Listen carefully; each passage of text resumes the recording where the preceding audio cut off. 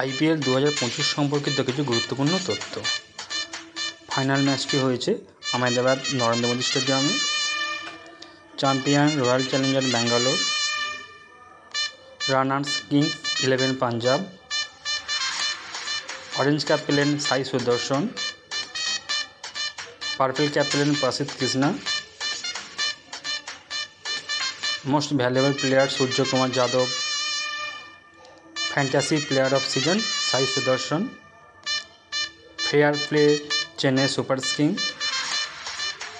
super striker of the season Bhairav Suryavanshi, fantasy king player Sai Sudharsan, সর্বাধিক ছক্কা মেরেছেন নিকোলাস পুরান, সর্বাধিক 4 মেরেছেন সাই সুদর্শন,